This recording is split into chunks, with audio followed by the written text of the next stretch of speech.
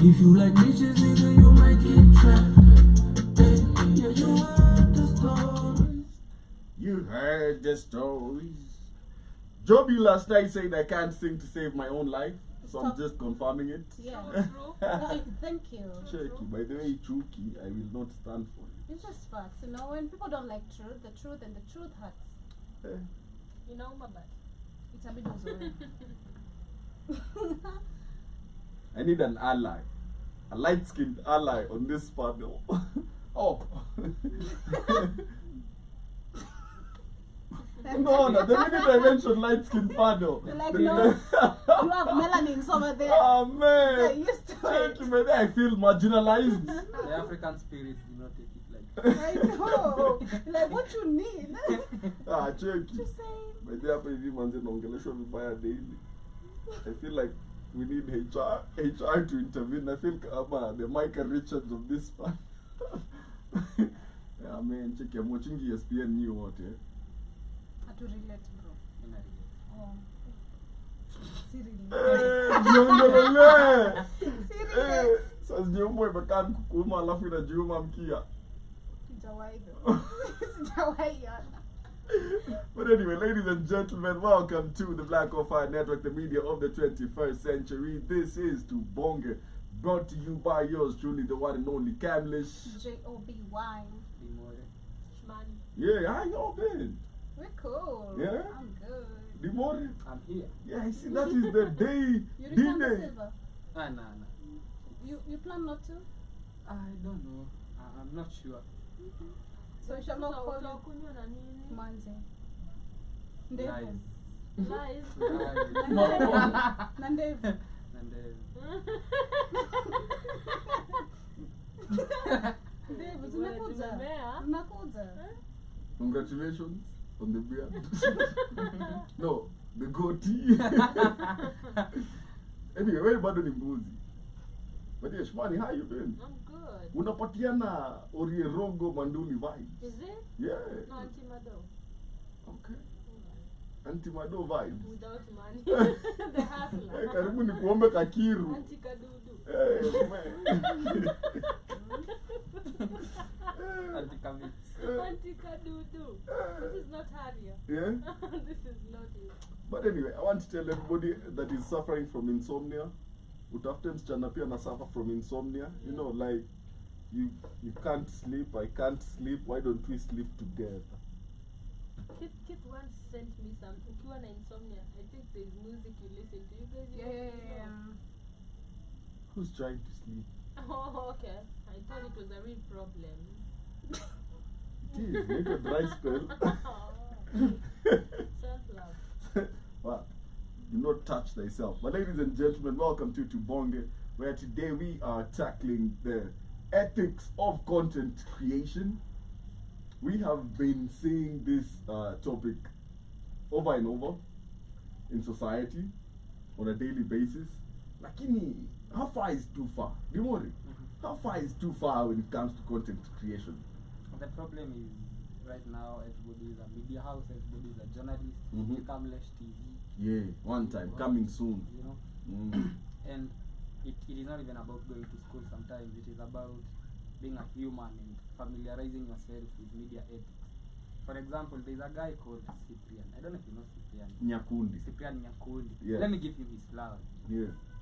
I was the one who confirmed the Shira death. Shira. Death. And there were speculations. Then he came out and posted a picture. The picture that you've been seeing in our Arsenal jersey is the one who posted that. So he's Unampea flowers. yeah, he is ethical. He posted half the picture. If you saw, he never posted the face or anything. That's what you do, and he confirms his stories. So later on, pictures came out of now the whole body with the head and everything, but he never posted that. So I'm giving that an example because he's someone who's never been to a media school, who doesn't have any basis, he hasn't studied journalism, but he knows what he's supposed to do, what he's not supposed to do. So the problem is, now everybody with a smartphone is a journalist right now. Everybody with a smartphone.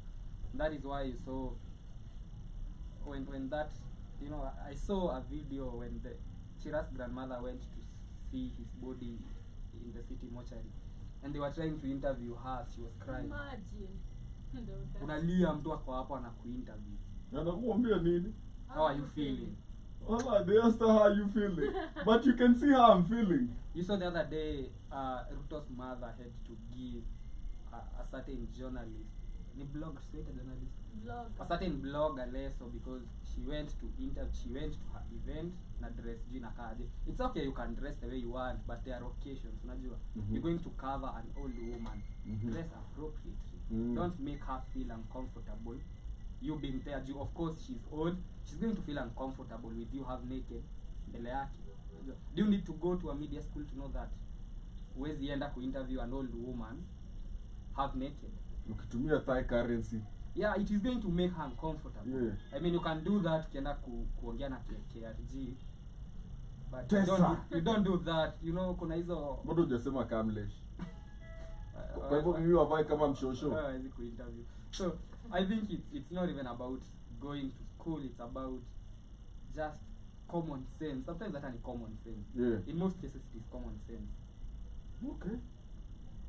And it lacks in most of the bloggers. Yeah, common sense is not common. It is quite rare. Joby, na kuona you're deeply in thought about this. What do you have? It seems like you've really thought about what you want to say.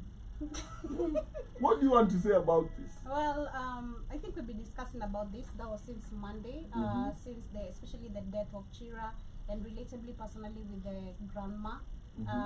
Wow, what the bloggers have been doing, and seconding what we shall be discussing today, I believe, and that is something we mentioned yesterday. With money, the government should actually figure a way out. They should regulate some content. But Keith came in and said that, you know, once we have a regulation of you know, one thing, it affects a lot or everything, you know. And I believe, I don't know, just going through the discussions, I think we should go back to again how we used to see a topic we also had here with Shimani, like describe celebrities, describe content creators, describe, you know, every content creator you see outside there and the impact they make in the society. Because I remember a long time ago, when we began our YouTube channels, when we tried to look at the growth of people, it was relatable, you know. Umehama, you growing, and this, you know, you've acquired this and this. Like it came with a lot of motivation, but Sai is just all about gossip, unnecessary things. People are just all about numbers. People are all about that YouTube monetization. Like, and it's getting toxic, being honest. It's really getting very toxic. My thought. Okay. Sometimes we say, you know, I think we've actually talked about this before when we were talking about who is supposed to be in media now, you know, and you look at most of the media houses right now, they not only go for those people who have gone to school, because it's not about even school, sometimes it's just the skills you learn, right, plus even school, which is an important factor. But again, they also look at numbers and influence. And one thing I always say, if you're a big number, or rather if you're passing information, always actually think about what you write or what you're gonna post, because people are gonna check on that, you know, and people are gonna question everything that you do. So if you don't check on that, it's gonna be a problem. This is where you find people like celebrities who have posted stuff and people come for them. What are like, oh, you're trying to do, you know, people start questioning the power of internet. That is what I'm talking about. But again, look at now everybody wanting to be a vlogger. So long as you have, or a journalist, so long as you have a phone, you can start your channel, you can make money. And which I say, content creation, even yesterday we were saying, you know, content creation makes money, no lie. Oh, the problem is, you just want to post everything in the name of, I want a like, I want somebody to see this. Nataka uwaone mimi ndio nilikuwa kwanza kupost his face. So I'm the one that is going to trend. People are going to take this from my page, you know, and stuff like that.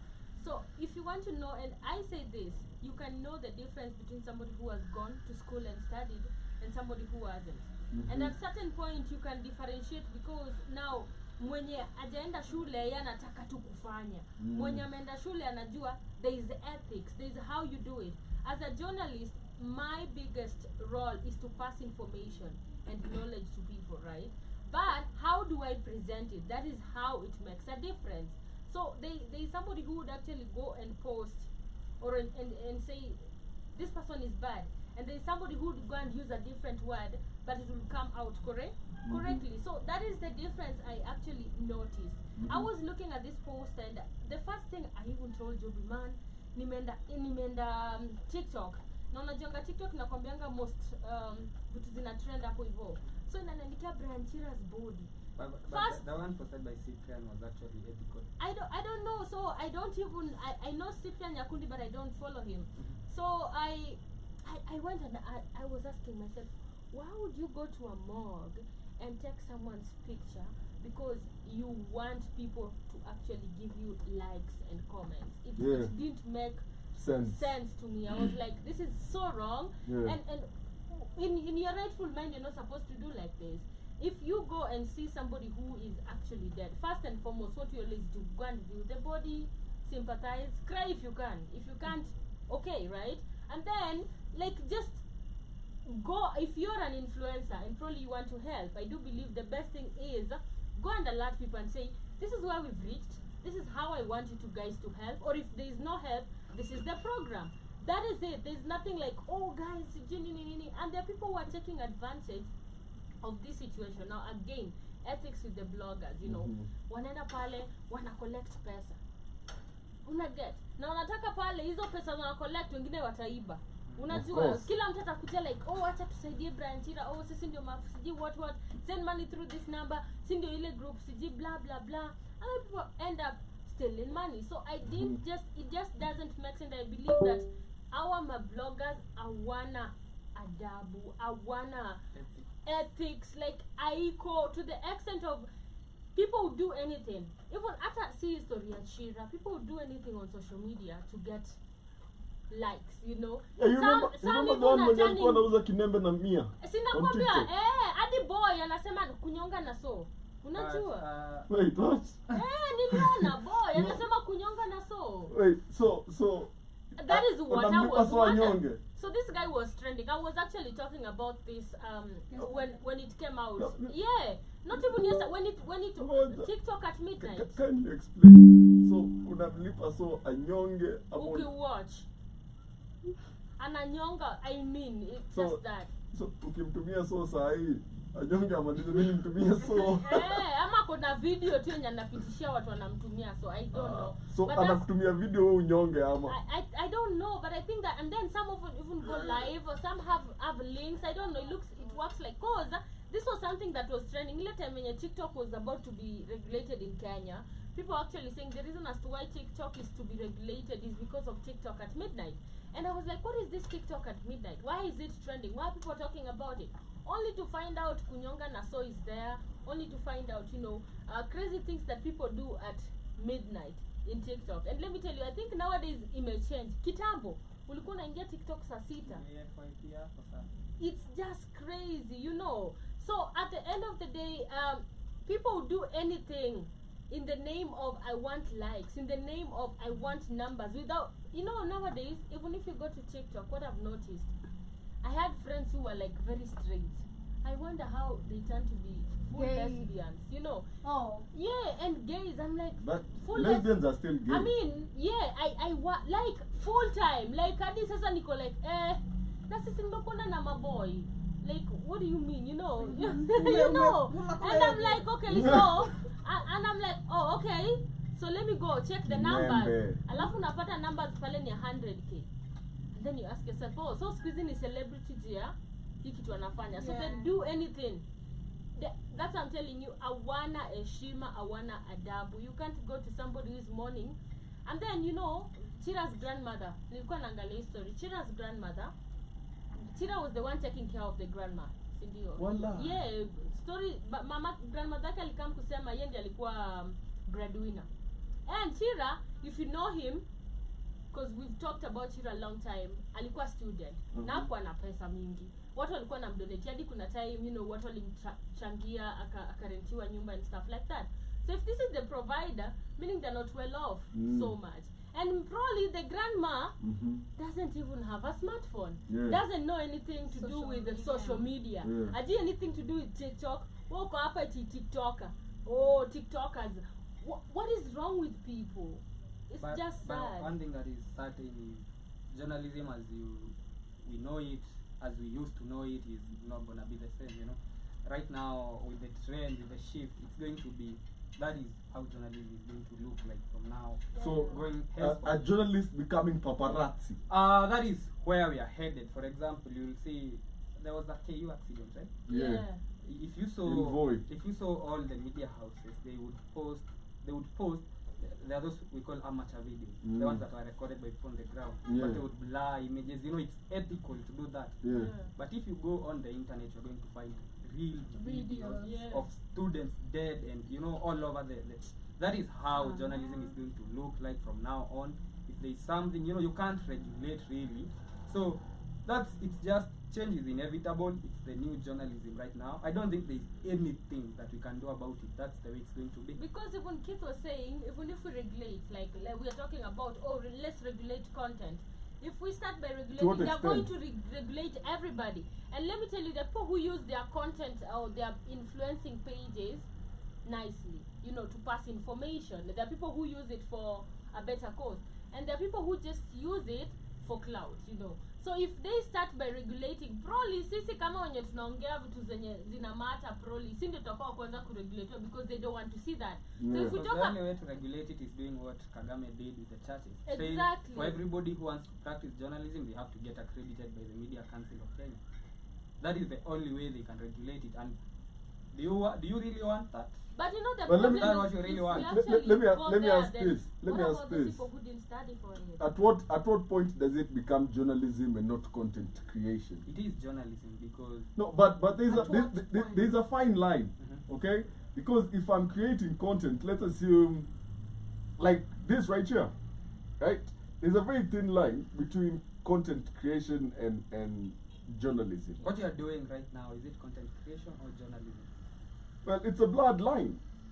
Because journalism is informing the mass. You actually use the word mass. Yeah. So are you informing the masses right now? We're discussing something the masses are concerned about. Are you informing the masses? Yes. Yes. You are doing journalism. You But are a with the- journalist right now. Now, I'm a media practitioner. There's a difference. You are a journalist. There's a difference. Mhm. But the thing is, at what point does it cross over? Because when you're out there bahati, right? Mhm. Yaji job. Ndio niko like So mniona? the line. Job ni yaji. So Niko fiti. Like The line. I'm a change. free person now. He's safe. Change yourself? He's safe. Haya sawa. Na check. It's so easy. Ukiangalia Diana, Mhm. ukiangalia Willy Paul. Ni nini job? You know, ukiangalia Tuku, you know, it's huyu demwa the thick one that asks people questions in the street. Kuna dem thick anajua watu maswali. Activation. Bro. Eish. Come on. Sasa Tell hebu me, na- sir, what is hebu watu wa double guacamole? tap kwa hiyo story. Nah, as in, What is guacamole? ni yeye. So Bila it avocado. becomes Yaani journalism. kachumbari. It becomes journalism once you start informing people about something. It's content creation when maybe you are dancing and maybe you So what if I ask you You're stupid question or vlogging. puns? are Is you that informing people about something. That's journalism. puns? Are puns in, you know, if I decide to do Are you relaying a certain information to them? 12 ways to make an omelette, is that content creation or journalism? Well, depends On what? on whether you are informing the masses on something. Shout out to everybody that is trying to video call. No, I'm doing a show. But there's a fine line, I think. Because at the end of the day, you're trying to inform everybody about something. And at the same time, through informing Maybe people. you're just trying to dance. Oh, shout out to Tunasikia. Moya with his one dance move. No, inenanga.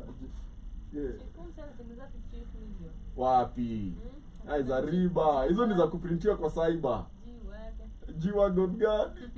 hiyo ni jiwagonia kayole. Kabenten. Yo jiwagonia kalibai na 8 million. Let me ask you a question. Man, and this is where sometimes I want us to use common sense. Ukiangalia David Moya, does he look like 8 million?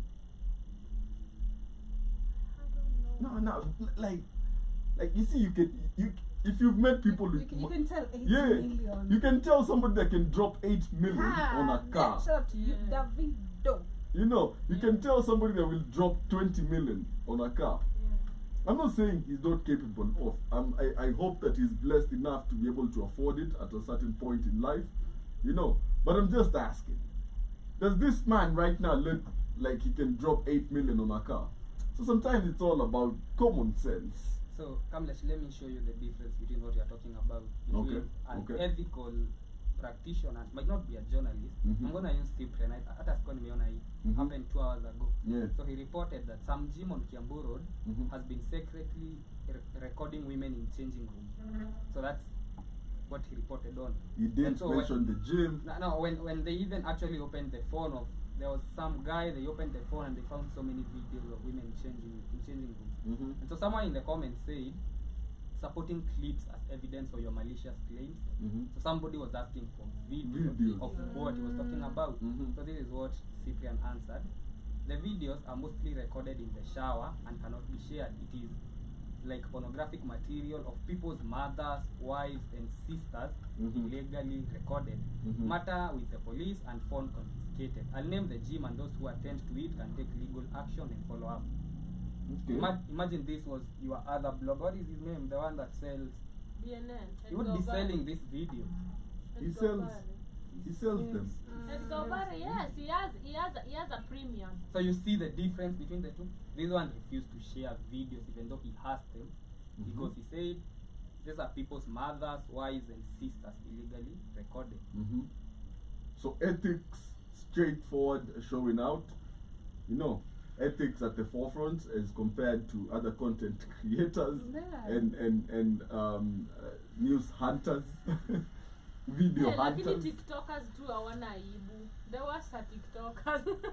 And that's the that. ones, the Because worst, the Most audacity. of them are from 4 dropouts. The audacity. Alafu hadi hawajui kuongea. Ukisikia unajua mimi naingianga hivi social media. Yeah. I kwanza TikTok.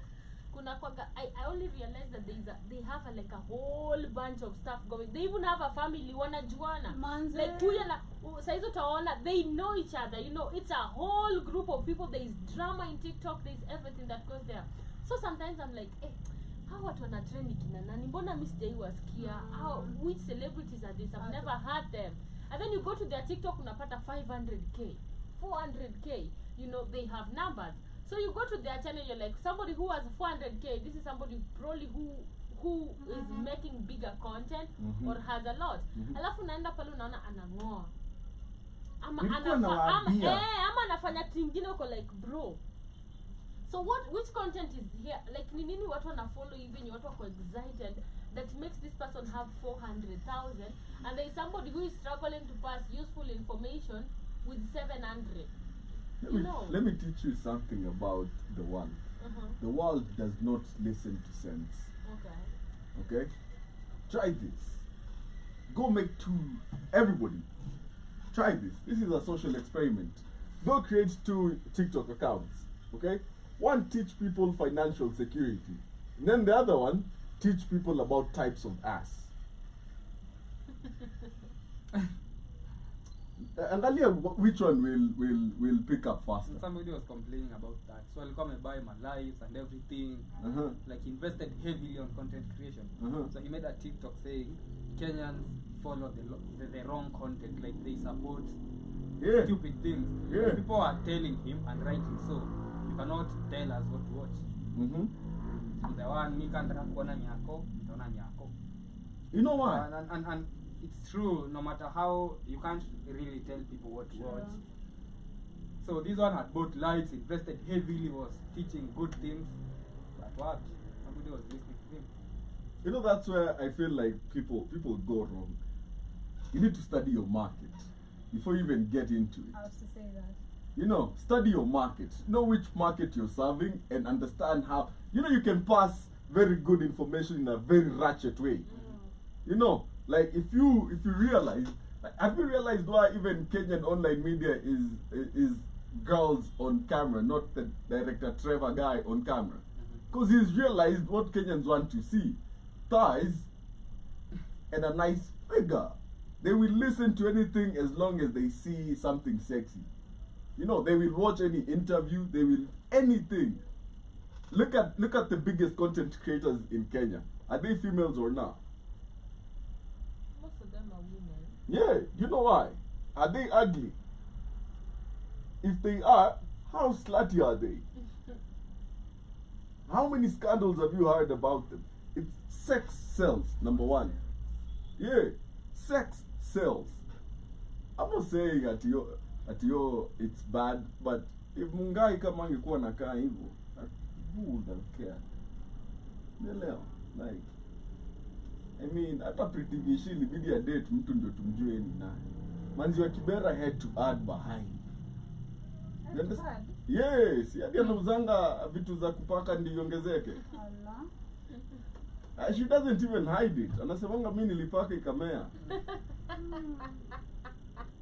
You know, look at what Kemunto was posting the other day. I can guarantee you most of the messages are from her. Kemunto alikuwa na edit, si ndio? Anajitext, Alikuwa na edit. You lie. Exactly, alikuwa anajitext.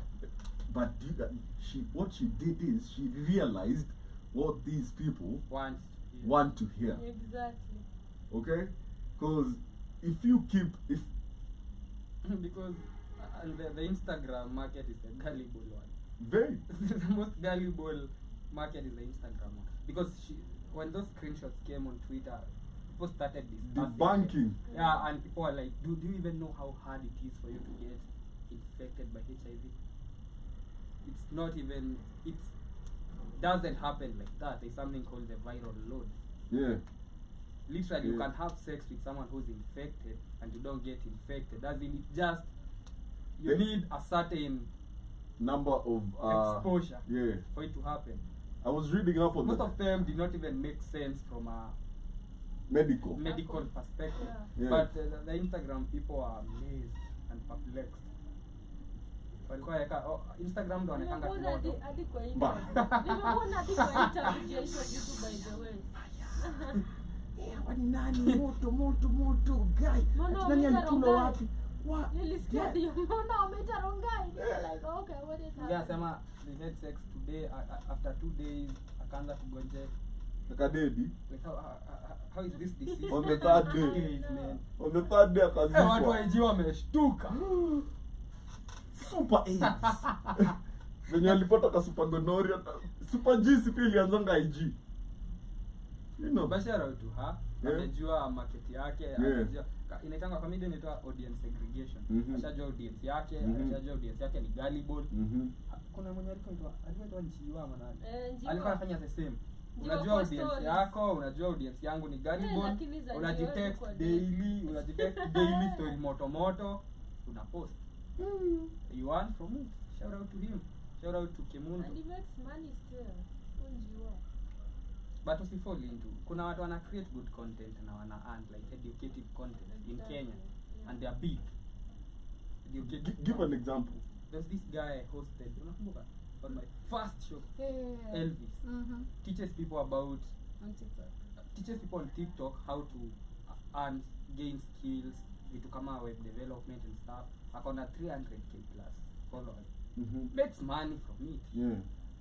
There's this other, I mean, you can create a TikTok page and start talking about poetry. Mhm. It's not gonna hit at first, but somehow you're gonna get people who like poetry to listen to you, and you're going to get your own. You don't have to do sex content, you know, kila mtu anafanya. You can talk about cars and people are going, look at conversations.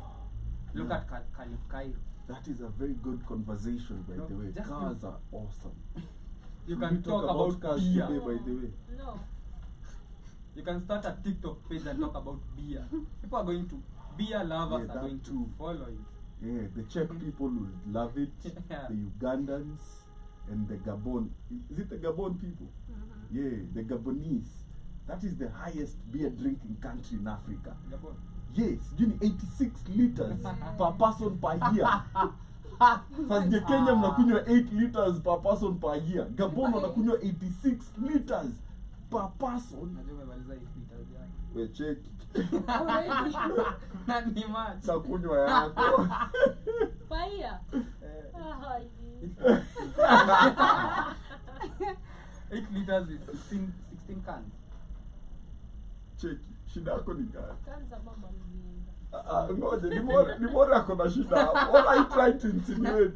16 cans kabla sijamaliza. Yaani weekend plan. Yaani weekend plan kalikuwa kama nice no. We didn't even count them. It was just Tuskers. Yo, check After. yeah. But anyway, yeah, I'm out here. You see, all I'm trying to do is put Kenya higher on that map. We need to be like top 3. And I'm taking it upon myself. But anyway, shout out to the Gabonese people. And I bet, mademoni paying. No, because kama nakunywa hivyo. Kwanza babia. Mami. Esa no. Atakuwa kuna cocktails bwana. Ni mabale tu unapata na dema kuna ile lita mzima ya bia. Nakwambia rada. Kana tamba ama zi. Kid na count kabia. Yeah. Mimi Ulimaliza zako. Zaka nishaisha. Zada. Uko ya nani, uko ya Shmani? Regular pale na Maybe shmani. niko 1 point something. Awe hapo tulishamaliza by the way unakuja deficit ya wenyewe. Give me a break. Nakwambia hapo tulishamaliza. Wewe by the way ukikunywa unakunywa kwa next year. Sasa hiyo. Sikunywangi bia hivyo. Anyway. Ethics. Beer ethics. But there's something better than beer. What? 2 beers. No, 2 cold beers. 2 cold beers. Oh my god, how the hell do you guys drink beer? What? Which one you don't drink beer? Unajua beer is the third. Yeah. Cider is beer. Yeah. But you know it's the third most consumed drink after water and tea, right? For real? Yeah. Cider is like beer but with a nut. Yeah, I love the attitude. Ni- That's why I ni- drink ni beer with eyelashes. Na ni beer inaweza kuuliza what are we? I feel like you're just using me. Beer time. Beer tongue. I'm wondering how making my day today. Ndio, he's on fire. It's on fire. We are beers. Avoid those questions. What? We are nothing. We are drinking each other. Tunakunywana. But yeah, ethics. When it comes to certain things, especially how we present content, because we saw this especially in 2020 with the rise of Club COVID, which showed us really the potential of IG Live. You know, So there's this woman. yeah. I don't know. I think she's a foreigner. I think how she said it. The shit I have seen on TikTok, on Facebook, on the internet about Brian, you people are horrible. You really are. I know Kenya. I know you guys don't have anything else to do except on the internet, talk shit. But this beautiful human died just a few days ago. He was an amazing person. I wish I would have known him longer than I did. I really do. Right, I think it's just talking about how Kenyans have used Shauri yake by Kenyans the are way. bullies. how Kenyans have used your Anaitwa nani tukambuli? Shira and everything and all that. Do we look like we care about her opinion? What's her name? Let's put her on blast. Is she on X? Twende tukambuli. Okay? But she said one thing I She's didn't looking for like. light. She said Kenyans. I know you don't have a lot to do other than go to the internet and talk trash to people. Nani alimwambia hivyo? Nani alimwambia hivyo? You're trying to drink beer out here. You're trying to improve our standards on the drinking charts of Africa. What is wrong with... Is she African? No, she's not. She's white. Check your butt out. We are not in your affairs. Don't come here telling us about Kenyan affairs.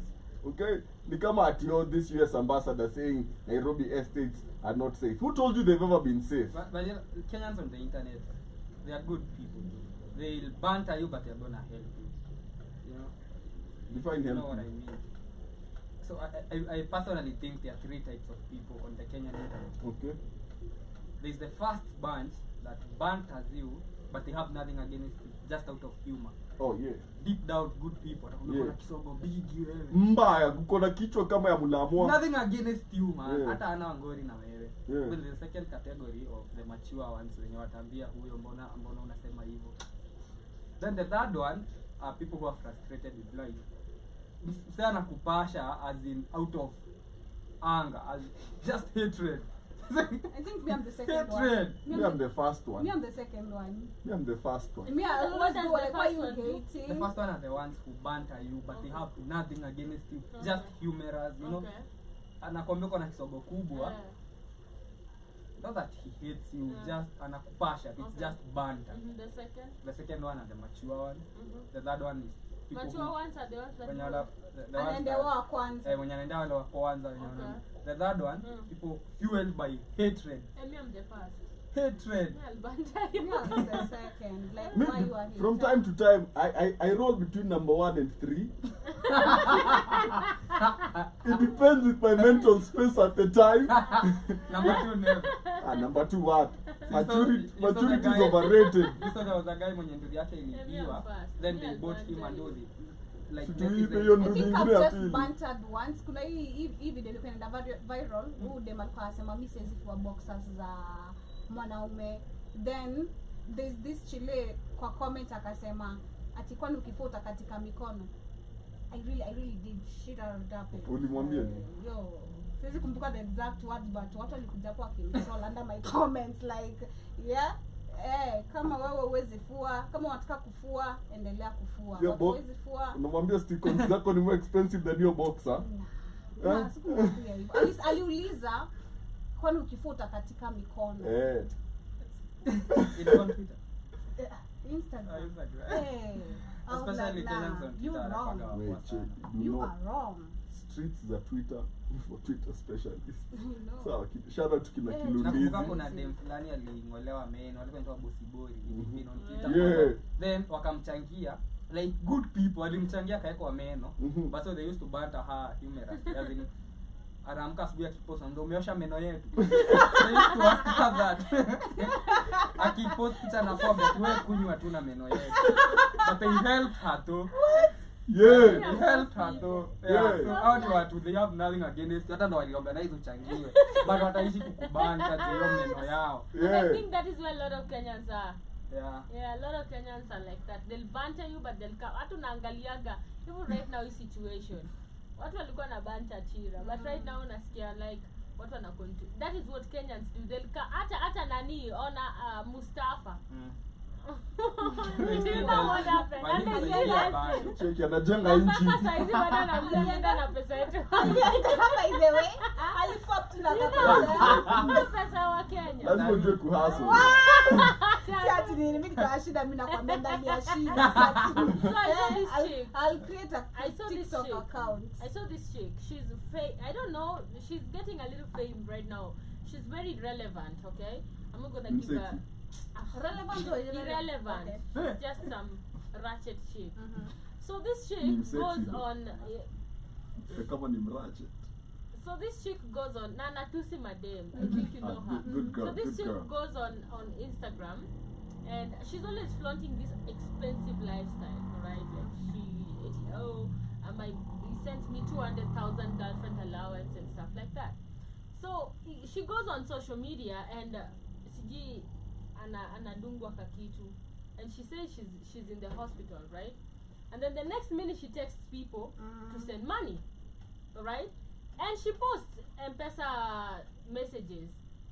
Unaona watu wanatuma 2,500, 3,000, 15,000, you know. Yeah. And the next morning she's in driving class. Okay? This is somebody who was dying the previous day. Unasikia? So, sasa question ni who them? Question ni Dimora. You That's know, right. no. to the corner, go cool off. Alikuwa anaendesha. Yeah. Ndio alienda kuona instructor. Hiyo ni Kenyan joke wala. So she goes and tells people, yo, send money, I'm sick, and blah blah blah, and her fans send money. Yeah. So she has like 300,000 followers, or maybe a 400, I'm not sure. Yeah. So she asks people. Now people start telling her, why would you like flaunt that money? Unasemanga Just uko na hizo quick pesa. shout out to DJ Flani. Continue double tapping on that screen. What anasema, why do you like flaunt? You have all that money, and then right now alikuwa amesema bill yake ya usini 70k. Right, on her status, and people actually donated the money, akasema imefika. In like a short span, you know. And now people went on her Instagram, on her inbox, and started saying, you know, why do you flaunt that? You have that kind of money, and then you come back and call out people and still ask for money. So she went and asked people's thoughts. I mean, you guys, what is your thought about begging for help on social media? You know, and others, and others were like, you know, wongo ni scumbag and all that. Others were like, you know, if you can actually, if you don't have, go and beg. Now that leaves me to, because imenikumbusha hiyo swali mlikuwa mnasema Kenyans will help you. Is it really good for you to go out there and be say, cheki nisaidie nimekwama, ama ukae tu na ngori zako, because banter will forever be there. Let me ask you a question. Yeah. Are there beggars in the streets? Yes, they are. These are just beggars that upgraded to the modern times. Yeah. Okay. That's what love. To the online streets. Yeah. Okay. There's actually a whole disorder. It's called factitious syndrome. Mm-hmm. This is where people It's actually fictitious.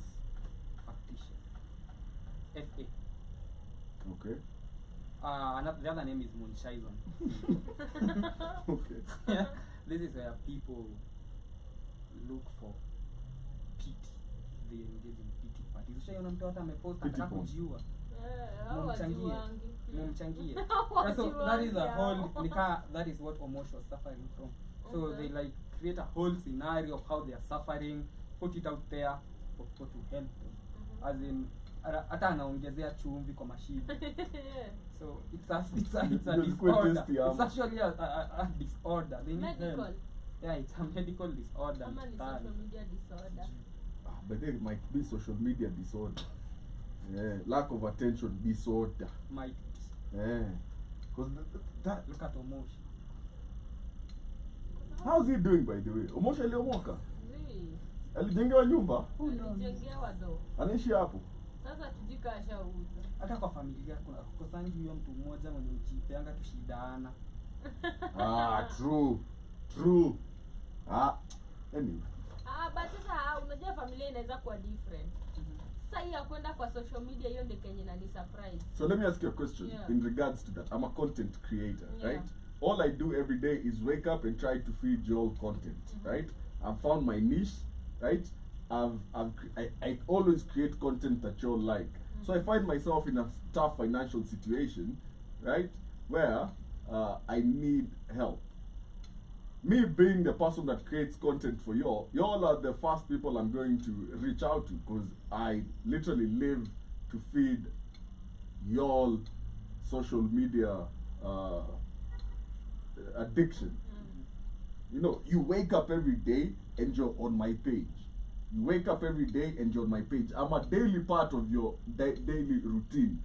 Daily life, yako, I am a part of it.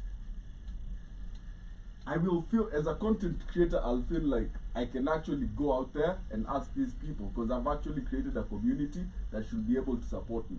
I feel like if it's genuine, it's like, if it's genuine, it's the same. What? Yeah, if it's genuine, it's the same way YouTube people will sell you membership feature, where you can become a member to a channel and you are privy to exclusive content. Or Because that is how they make money. That is business, you know. yeah, so some That is people different will from give you, some people will give you free content, okay, and focus on monetizing and getting money from YouTube, not, you know, if you don't know what you're doing, that is. And if after that, akiwa na like shida like, man, I urgently need 9 million. anakuja kwenu, hey, I need 9 million to go for whatever surgery so that I can keep feeding your social media addiction. Give me 9 million. That is something. Yeah. Do you So think some of them take advantage of course they do, Unakumbuka but yule it's anasema human kwa hiyo nature. gari, ni birthday yake. Shut up. Apparently, Na watu Kenya's walibuy. Kenya's richest content creator was begging a few years back. Si huyo ndiye alikuwa analipiwa nyumba na Jalan. But now, anaitwa nani huyu mwenye ako Canada? Mbonya. Mboya. Nawa Mbonya. Mbonya. Mbonya ndo Vincent Mboya. Si amejita the richest content creator in Walai. Kenya. But sasa kuna huyu mwenye alisema ni birthday yake ni kesha nataka benzo. Yeah, it was actually a Beamer. It was a Beamer. Mm. Akabayu and Kenyans were saying hawatatuma, alafu unaona imefika 700k after 2 hours. No, but do you understand how that goes really? Hata kama hajachangiwa, do you understand how these content creators and celebrities keep doing this? So let's assume, shout out to Caliph Cairo. He has a car yard, right? And he's trying to sell cars. Yeah. And during money, you have an audience that has the buying capacity to actually. You have the audience that has car buying capacity. So I'll come to you and tell you, look, every 3 months you can say that you've just bought a new car. I'll give you high-end cars, and you can roll around with them. Yeah. But you always, every time you post, buy from us. you buy from us. So anytime somebody wants to buy a car, and this is how gullible sometimes content consumers, of course, this is how gullible content consumers become at times, because they will come to you and ask you, unatoa ngapi hizi magari zako kalikali hata mimi nichukue yangu. You know, because they see you with it. Now you become their point of reference on how they go about looking like you. You know, and that's a whole other thing where these people sell perception. How you perceive them is how they will be perceived by the entities that they want to get paid by. That's why you're always told, if you're going for any meeting that is about to give you money immediately, so I end na Uber ama Kagu, Get a good car. always hire a I car. think in business perception is everything. Everything. That's one thing I've learned. It's everything. Because if najua unakuja na matatu, hey bro. But if I pull up, So I was reading something. I don't know how true it is. okay, So you see, there's this brand. I don't want to mention a name, but there's this brand of energy drink. Fulani wasi upenda sana. It's cheap. Costs 50 bob. So I was reading how they penetrated the Kenyan market. You know, Yeah. people did not Know love them. watu wako wanapenda energy drink. Got na Red Bull. Yeah, so I know you know the energy drink I'm Yes, talking I about. know it. Yeah, so apparently what they did was, allegedly, although I using issues jawataja, they would dispose empty bottles everywhere. everywhere of it. Mhm. And then so unatembea unapata chupa, so you think it's the new cool thing. So you're like, yeah, kila mtu anakunywa, everybody's drinking this new drink. So uko like, pia mimi nadai. And now everybody wants to drink what everybody else is drinking. Yeah. And that's how it penetrated the Kenya. It's Tanzanian. The drink. It's a energy tiny drink is blue one. Tanzanian. Or is it the large The large transparent brown one? They might know I it. think if it's the say. blue one. Yeah, so it's Tanzanian. Yeah. And that is how it penetrated the Kenyan market. And it is a creating TV. perception that it. There's a It is TV a new named thing. after it as well. He said it, not me. No, I didn't say anything. Umesikia nikitaja jina ya mtu? You'll get served. With what? Tennis paper, tennis balls. You see Djokovic. Okay, not Serena Williams. Me. Shout out to Jerome Mosquito. He says, "Greetings, everyone." And you mean cans? Cans of what? What do you mean cans? Of beer? There's a comment on the TikTok. Yeah, it's DJ Flani says it's just manipulation that they use. Some So usome. Amesema jina. amesema predator. Mbona anasema majina? Mbona mnasema majina? Mnatuandika. Siji nimesoma hiyo comment. Amesema Comment ya ati- DJ fulani. DJ Flani anasema sema predator. Predator. But it's always perception is everything, and how you're perceived is how you will be valued. Yeah. You know, always higher gari, it always adds another zero to the check. Yeah. Kama walikuwa kupatia 100k inakuwa mita, kama ulikuwa ulipo 10k inakuwa 100k. Stop that, Nandoli. Wapi? Kwani unataka manzi ulipwe na chai? Mwambiwe asante bro. Shika ichweza. Najua mafuta imeshuka bei. But yeah, the ethics that we are witnessing in society, or the erosion or lack thereof these ethics, has brought a whole thing where, apart from just during hard times perspective, now we've crossed the line where we don't know what privacy is, and people are going as far as to put young kids into the center of their social media creation plan.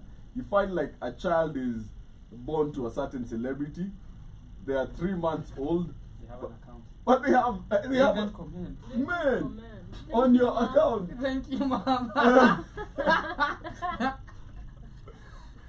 Joby, what is your perception on people like the Bahatis, right? They're always putting their kids in social media. They're always putting their drama, their family drama. Do you think that they lack ethics in how they create content and how they present themselves on social media? On some things, Mm-hmm. I think personally I've said when it comes to kids, I feel like content creators, bloggers, even journalists, if you are literally in the industry to do with media or cameras, Yeah. I feel like you should protect your children Yeah. to the point where they know or they're comfortable enough to understand that, I'm being put on camera and they're Yeah. comfortable with that. Yeah. That is when you should literally be able to put anything about them outside there. Yeah. But you'll find that today they're literally gaining numbers out of kids, Yeah. Actually I've seen content creators who are using their kids to gain money, Mhm. especially on TikTok. I've Yeah. seen so many people who want their children to install wigs, just because they want to refer their Lashes. customers, or even lashes or even makeup. You literally putting a boy a wig on because you're using this child. And the internet, they say the internet never forgets. Again, grow, maybe say you become the internet sensational you wanted to become, Mhm. but you became this through this child, and this is Mhm. going to literally either affect them positively, majority probably negatively. Yeah. If you talk about the Bahatis, I don't want to talk about the Bahatis personally. I'm not gonna cap. I'm a fan, Mhm. but do I feel like we have so many content creators who do unnecessary things that we're not supposed to be seeing? Yes, but me I feel like for the Bahatis, what on now person, me I'll support them. That's just me. I'll support But them. if somebody was doing it, it would not be okay. Not anyone. There's some things. I've said there's some things. What are some of the things that you don't agree with that the Bahatis have done? Not the Bahatis specifically. Why No, the no, Bahatis? I'm very specific with the Bahatis. What is something that If they you're asking me, there's nothing wrong. so them putting their kids, their baby mama, everything. Understand my statement. Yeah. I started with the kids. I do not support anyone, okay? And maybe the kids understand enough for my parents or my celebs. Say, how do I say to agree? Because I think I've seen so many videos of the Bahatis. These people know their father is a celebrity. They know their mom is a celebrity. So if they are comfortable being on camera, or they know an echo on camera, because I've seen some kids who actually end up with every camera, they're like, nah, remove that shit out of my face. I've seen not all of them, but kuna watoi, they don't like cameras on their faces, and I've seen that personally. I'm speaking on my behalf. Mhm. Okay, so for the Bahatis, I won't say anything again about them. Do I feel like it's wrong anyone putting their kids outside there if they're not ready? Yes. Yeah. Have I seen anything wrong with the Bahatis? No. Mhm. But do we have people who are posting unnecessary content? Yes. Okay. That is my Personally, me. I'm not gonna focus on the parties. Now, one time we were on the streets and we were asking a question. Somebody was confessing, easy my confessions, and this person came and said, I have a girl, alright, and she's a content creator. Na content yake saizi imeanza kupeana a little bit of cash, unaget, and she just gave birth na ameanza kuweka mtoto wetu social media, and it's inanipea stress because I'm like, hii content ya udem inalipa, but again sitaki mtoto wangu akue uko nje, unaget, na udem ni content creator, and it has actually started making money. And now I was asking people, what is your thought about it? Somebody said one thing, it was from different perspectives. Somebody once said, you know, I'll put my kid there because ganji nakuja na anahitaji kulipiwa fee, anahitaji kufidiwa. Na probably 3 ya watu wamemkubali, inaenda kufanya ni get that paper. Una get. So hata kama elewi saizi, in the future nitamuexplainia this was the way we had to go. Una get. And this is why you're here. So that is one perspective from one person on the street. That is what he said. And it got me thinking, I'm like, might make a little bit of sense. No. But sometimes might not. You know, from his perspective. Una get. Hiyo yake ya kusema, It's a very skewed perspective, you know. and then somebody was also saying, personally, this is what I say. This is my thought, because me, I'm against people putting kids on internet. Okay. And even I've seen this even with my sister. When I love posting, but when she like had a baby, she actually called me and told me, "Yo, don't post my kid. You know, take pictures. I'll be sending you even everything you want, but don't put it on social media out there." And I'm like, okay, so when do you want your kid to be out there? And she's like, till yeye ndiye aingie peke yake. And I've seen this even happen. Look at people like Jalango. It's not that they don't have kids, but ask them why mbona tuoni familia yako that much and you're out there on social media. And he says, you know, I don't want my kids exposed to that life. Till ifike point yenye wao wanataka personally kufika hapo waseme I'm now ready for social media, then wajieke peke yao. Let them find their way. But you look at these other ones who are like 6 months old and wanasema daddy took me for sijui what.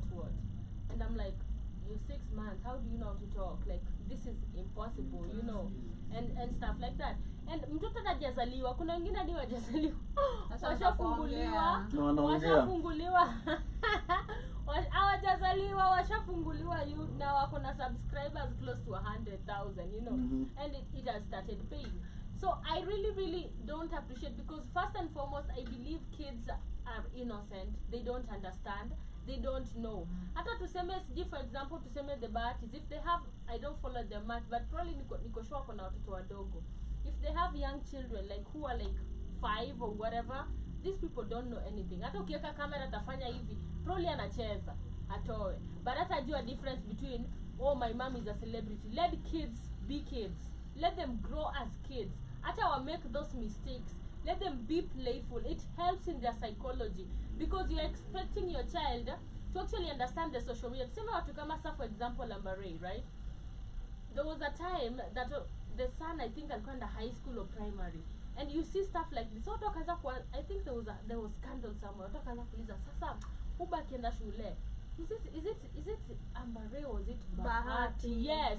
I think the mama was appropriately I don't know what was happening. And then wakauliza sasa mtoi wake, si watu watamuuliza hizi maswali shule. And some people actually wataulizwa, they don't understand so well, or maybe they might not understand, they're not mature enough to understand what is going on. Wind up hata kufanya like really bad stuff. Wind up hata maybe like the one that killed himself today after talking to his parents on phone. Amenda kajinyonga shule, like nobody knows what has happened. What did their parents tell him? So imagine you get that bullying environment in school where everybody bullies you. There's nothing in a like, it fucks up the psychology of a kid. So I do agree, let kids be kids. Let them make decisions, wrong decisions. Let them play. Let them be kids mpaka wakuwe mature, because you want to, unataka kupitisha mtoto wako haraka, anapita stage nyingine, and then utashangaa wewe kwa high school anachezaje na doli. Because huku mkubali acheze na doli time yake, unaget. Unampea ma scripts. I'm like, no, this kid, nah, bruh. I don't see, there is no single valid reason for you to put your kids out there on the internet. There is no single reason. What are you trying to prove to the world? That you are fertile? That you can pop one out. In the words that of, you pushed. In the words of the famous philosopher Drizzy, I wasn't hiding the kids. I wasn't hiding my kids from the world. I was hiding the world from my kid. You follow that philosophy. And it's very true, because shout out to Drake for saying that. You should, as personally, it's something I'll never advocate to. it's okay if you put me on social media in whatsoever way, but I will definitely take you to court, sir, if I catch any a single face of at your, Your kid. Okay. or if I have any or don't have any, like namweka ati on your happy birth, I will sue you. Who told you her image was up for usage by you? Those copyrights belong to me and my nuts, okay? You can clear it up with Until me you're first. staring at your seed, Yeah, you can never relate. you can never relate. Yeah, you can, because when it's quite relative. But that. Joby amechoka na wewe. I could like, Joe Mosquito says, Shmani, children have to be guided until a certain age where they can then start making their own mistakes. Exactly. But guiding a child doesn't mean exposing a child and monetizing a child. They're not a YouTube channel. Okay? Just because you got a child, and now you're at the 3 ways to make sure your child accepts the nipple, or 3 ways to make your child latch onto a nipple. Come on, man. We didn't. No, everybody could have Googled that. People have survived. As a human race, we've survived to this point without content of how to make a baby latch onto a tit or a nipple. They figured it out. We don't need that. The problem is people overshare. People nowadays overshare too much, you know. They just want to show the world how they're having fun. They want to show the world even the smallest of wins. Yeah. Mtu anahama ashaambia the whole world, unajua. And that is why. And one thing about the people on the internet, they really don't like you like that. They're True. not gonna celebrate you like that. You know, the people who are gonna celebrate you, the people who are gonna be happy for your small wins are not on the internet. Yeah. They are people True. you can call and talk to. The ones that you're trying to show how you're living the life, how you're having the time of your life. You know, I was in a place last Sunday. There's this amazing place called Chini Rongai. And half the people there, especially women, ilikuwa it had some good swimming pool and sauna and everything. So instead of them even actually having fun, which took them there, they spent more than half the time recording videos, wakitafuta angles. Ati ni record ka anaruka then wanarudia unajua The same shoot. so you're trying so hard to prove to the world that you're having fun to a point that you're not even having that fun. It is what Drake was saying on the same song. Hey, you've been listening to Drake. He was talking about, I know a woman who's happily married until she puts down her phone. Yeah. Yeah, so when she's on the phone, she's so happily married, you know, videos of them with her husband doing everything.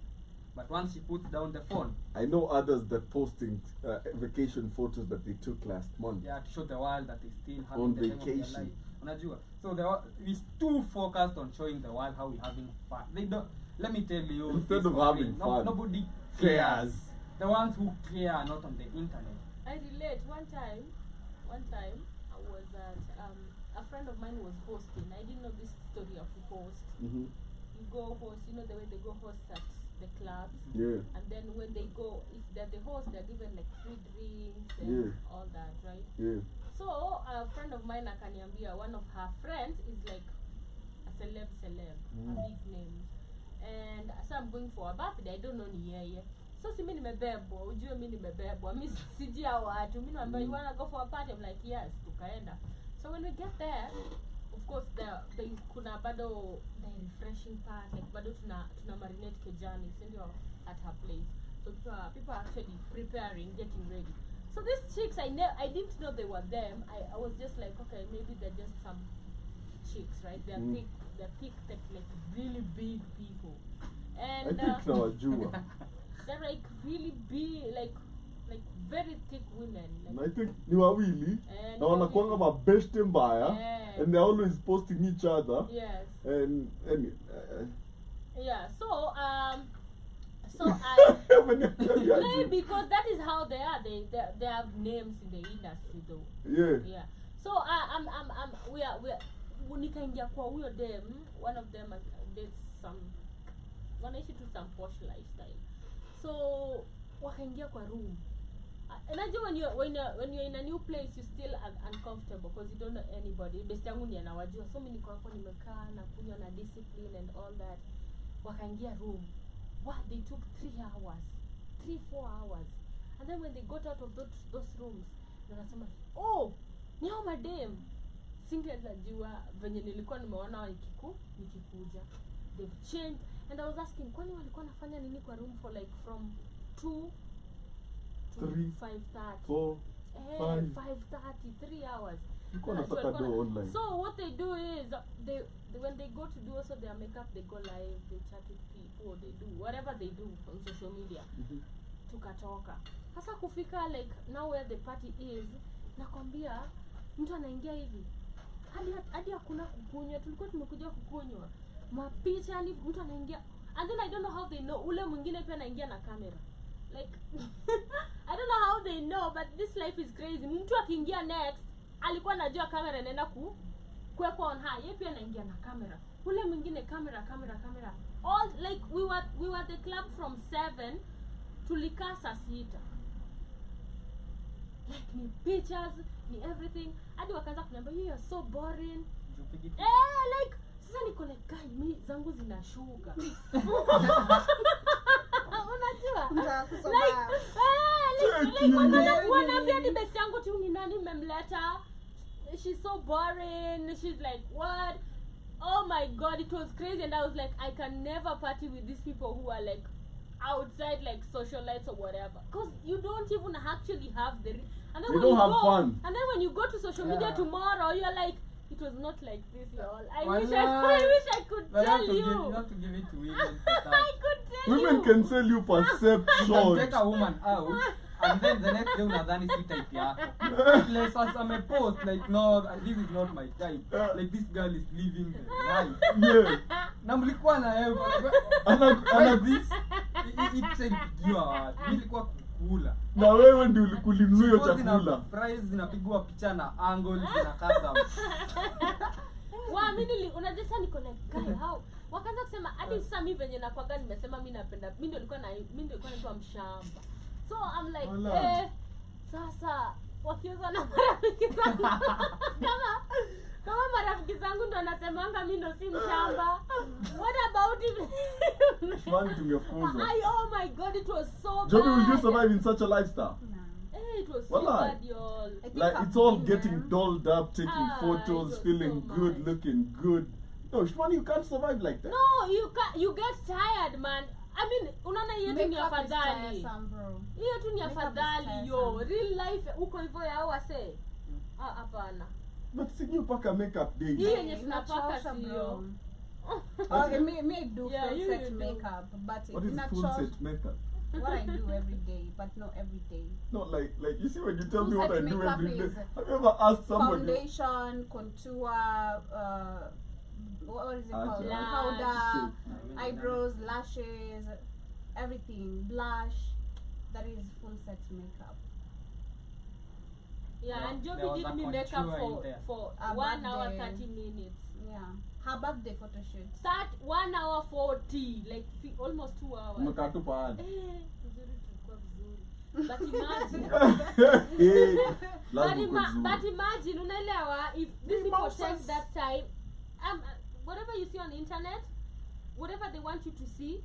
So another time I also go to these chicks again, right? Hakutosheka. Hii ni ski sasa huu ni different, hii ni different. Eh. But the same person mwenye ananipeleka, una get? Yeah. This my friend, she's their friend. She knows them. She's gang. Yeah, she's in the gang, you know, ni hao madem. So ameniita Milan. Okay. Uh-huh. So you know Shori's in Milan. Yeah. Ni maslay queen. Yeah. You know? So one is hosting in Milan. Look.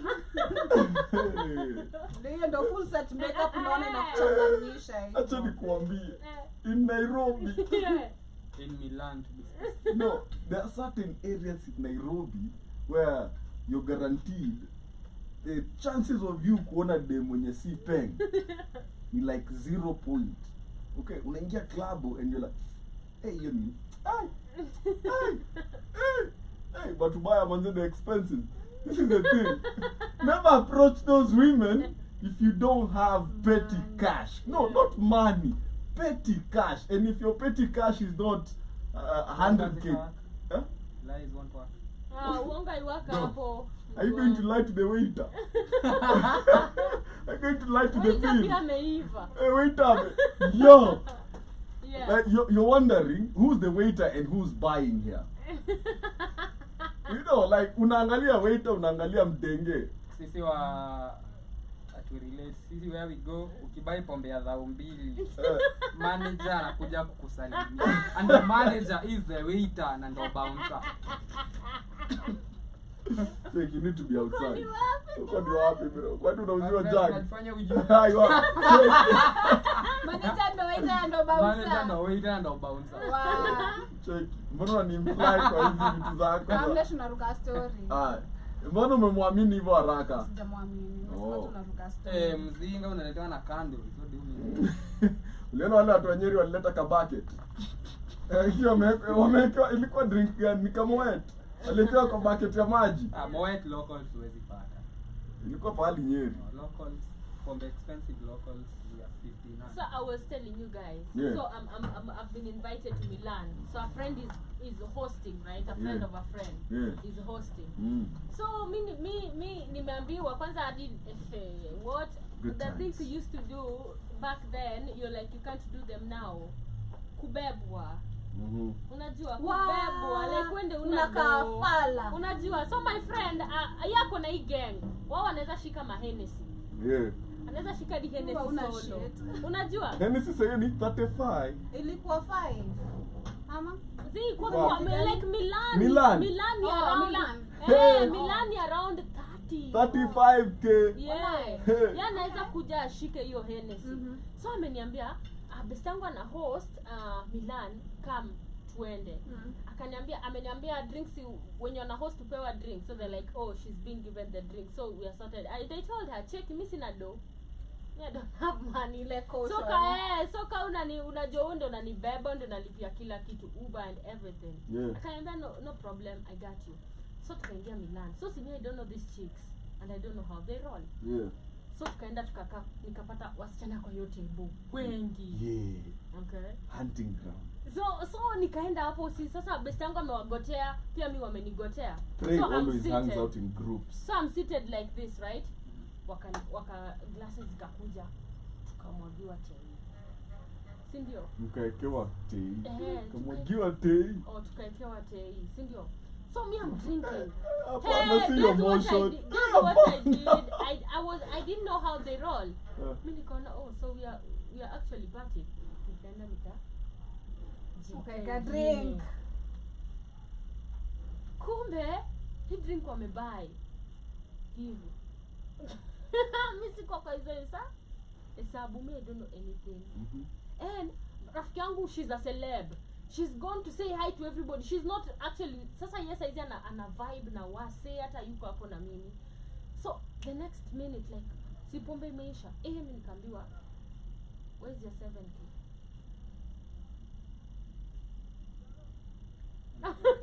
Unajua?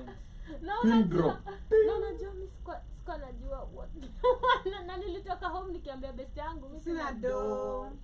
Like wende unanibeba. So nikamwambia ataenda sort. Nikasema tu she's coming to sort it. Sasa sikujua nikaenda nikamwambia bisangu we hao mademo ameniambia niwape 7,000 niwape 7,000 akaenda guy mbona unaenda kunyapa na kwa hivyo siji bla bla bla bla bla bla bla bla bla so me in that table ni madem nilikuwa naonanga IG una get like nilikuwa na like you see people you see on Instagram you've never met and then now you go meet them and then you see how they like what they showcase they live that lifestyle unajua but now when you come and meet them you find it's something like super kai best yangu ndiye alilipa Yeah. yeye ndiye alilipa aliambia usiifanye hivyo una get au mademu kwa hivyo like ukikuja kwa hii club if you want something just go get it. We could you chill na wao kwa table but go and get yourself from the bar yeah you can get shots you can get beers if you want anything but don't ever like come to a clique and just unaona mna vibe una get and stuff like I didn't know then Yeah. that's how people are cause me niko like oh hi best yako kuja oh see we are you know the way it's not a big deal Yeah. so later naona madrama like sijui naanza kusikia huyu sija nafanya nini huyu asiana na ni watu maceleb like ni watu maceleb so nikaanza kujiuliza wa like what you see on social media is different than what you see on the real life Reality. because yeah if you're there with them uko like it's nasty kwa itebo kila mtu anachukiana huyu amefanya sijui nani huyu Kwanza sijui pombe kuanda nani huyu kishakikim. sijui unajua Eh. usiji and then pombe zimegonga sasa kila mtu ako loose mbaya let him wet people usijali iba sijui nani wa nani usiji yani it's just messed up stories wanapigana but ingia tu IG hivi bestie and lifestyle sijalipanda ukajiuliza mwenye anapandanga ndege weekly why are you Lifestyle. why mbona tunachanga unajua and stuff Hit like that Illuminati. Kumbe so lifestyle. mimi spendi Milan Hmm? Nah, look. There are places you go in this lifetime when your pockets are feeling itchy. You just have to Me went to experience it. Memphis. Memphis. Yeah. So I had a good So, experience. she knows the people. So niko na beshte yangu fulani, shout out to Ranko. Shout out to Karedi. Me. Shout out to Don. Hey. Shout out to nataka mkumbuke jina yako na hii video lazima ikufikie. So we at Memphis. Eh, We at Memphis. And ngoja anaitwa? beshte ya Karedi wewe. Beshte ya Karedi wewe. Umeisema na. So my experience was not as shmani. Yeah. Me, I went with money. Literally, it was my pre-birthday. Mhm. Then my friends came. A friend, we were studying in high school together. Yeah. Was hosting. Mhm. So Nikona na hosted and like, yo, today is my pre-birthday. That was in Rata. 2021. And I wanna go out. I was like nilikuwa najua hiyo siku lazima niende out before kesho yake. Remember my birthday Yeah. 2021. I was like I wanna go out and then wake up for tomorrow. So I went out and I saw she was hosting. So tukaenda, we had a good time. I think that was on first. Tukaenda first, then second, that was the second time she was hosting. So kufika bestanga akakuja akanispoil akaniletea M-Pesa nono. Mimi nikatoa ma drinks, pia wakatoa ma drinks, but it ended up very chaotic. Ile vile unatonga handbag na best yako ubebe juu yeah hivi chini. Hauna kakiru. No, mimi niko nimesema I had heavy Tunaona pockets. kakiru ndio chikebwenda kwa counter. Leteja. My pocket was heavy. Ndio hadi hata nikojole hii tamle upeleke kwa urinal. My pocket was heavy. Shout out to the Black Hot Fire people as well. My pocket was heavy. Yeah. Like nilienda out and then say ile time ya kutoka nikapewa bag beba like juu alikuwa amevaa heels ameshika mafuta mingi kwa like hey, let me help you. Kufika chini one of us akaanza kumisbehave, anasikia kojoa anatumia hata choo juu. Anasikia kojoa anatumia hata choo juu na mali nataka kojoa ni kwa flower garden. So sasa tunaanza tunaongea shanza kukojoa. So watchman akakuja trying to stop her. Mimi niko like zi hata na yashaanza. So nataka kumstopisha rudijua afanye nini. Na mlevi. Ashaanza. Wewe wote alishikanare. Nilisikia nimepigwa kibali na mimi nikampiga na mimi nikampiga na hiyo kibeti. It had a very bad heavy metallic or whatever. Male. It had a very heavy metallic handle. Nilimpiga na kwa uso. So the next thing kumpiga naye nisitukia bag imedunda juu pia nilikuwa tipsy. Like niko drunk sa tipsy, niko maji. Nikarusha bag kama imempiga na imeanguka. Kwa bag kuna simu mbili, kuna sijui ATM cards, sijui kuna nini. Hiyo bag wakaficha the watchman. So tumetafuta bag. Of course madam ile mwenye bag akajam. Oh sijui it was not you stopping this watchman, none of this would have happened. Hai, tulienda kupigana, wapeleka ujinga huko. Mimi nakusaidia kutafuta bag, nilikuwa kubebea bag na unaletea nonsense. Yeah? Tutachapana vibaya sana. my Shout out to you. experiences have been good.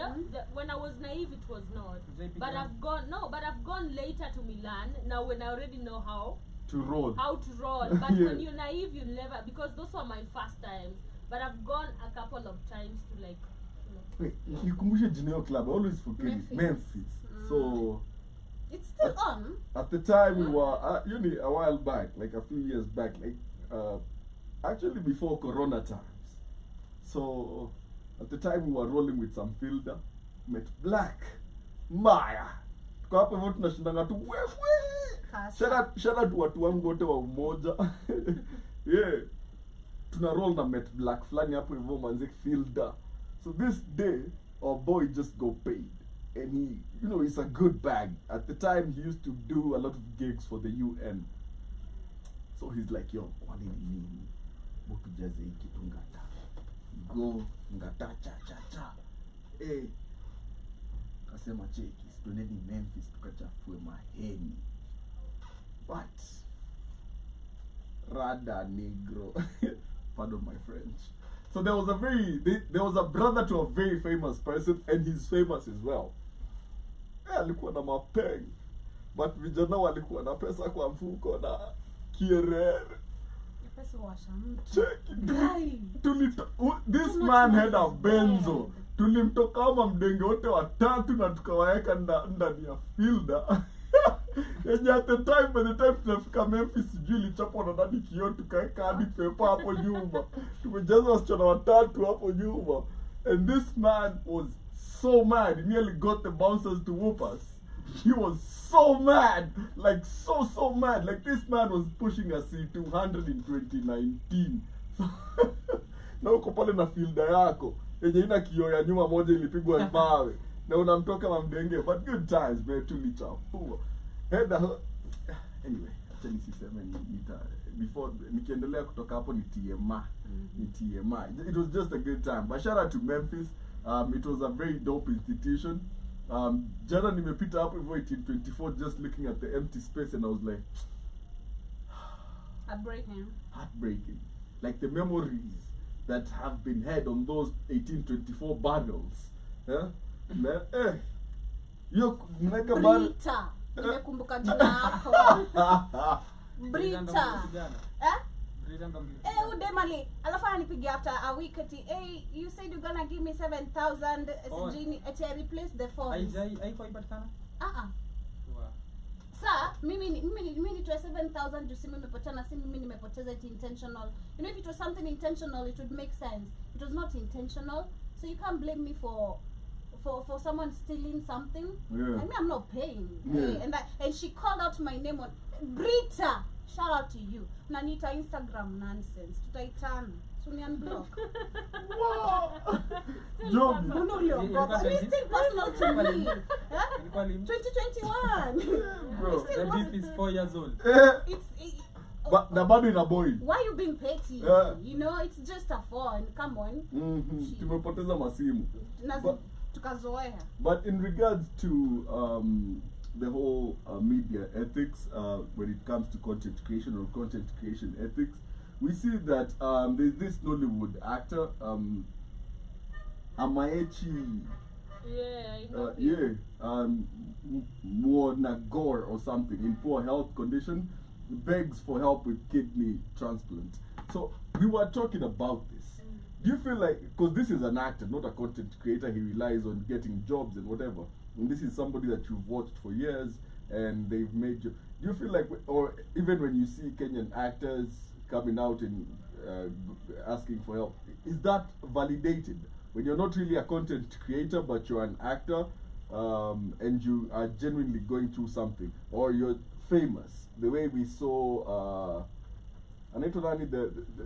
the Gengeton artist, Miracle Baby, the way we've seen also Magic Senga coming out and asking for help. Is it actually justified in such cases for these people to do so? Ask for medical help, ask for help to, you know, in so many various ways, Dimore?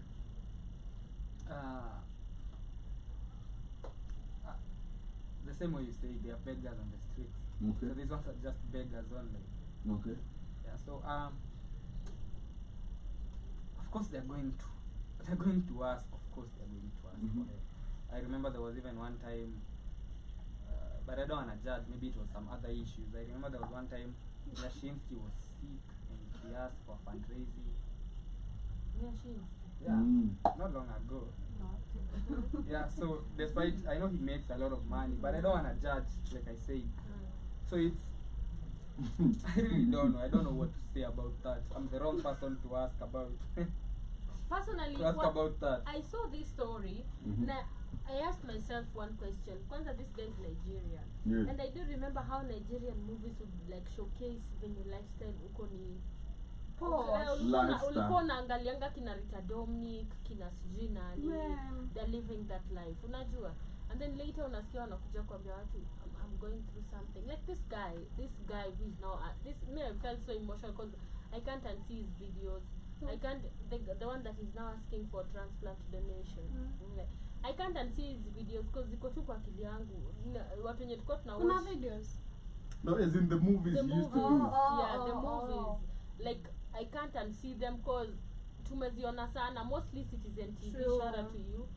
Pale afternoon na bado saa 4 I was that gang, you know. So I asked myself, would they like show that posh lifestyle and yet the real lifestyle ya wa show probably tisipata maybe walipu enough, unajua. And then look at now, even the industry in Kenya, how many people wako on the limelight, but hata ukiwaita They're living work hata life. ukiwaita studio bado nataka fair Man. or whatever, you know, something, you know, they're living bado wanateseka, but whatever you see on social media, it's not the same life you're expecting. So entertainment probably not even the film Yeah. industry, but it's not as much paying in Africa as it is supposed to be paying. I've been asking myself one question. Napata wasema juu mtu anajulikana kwa blog.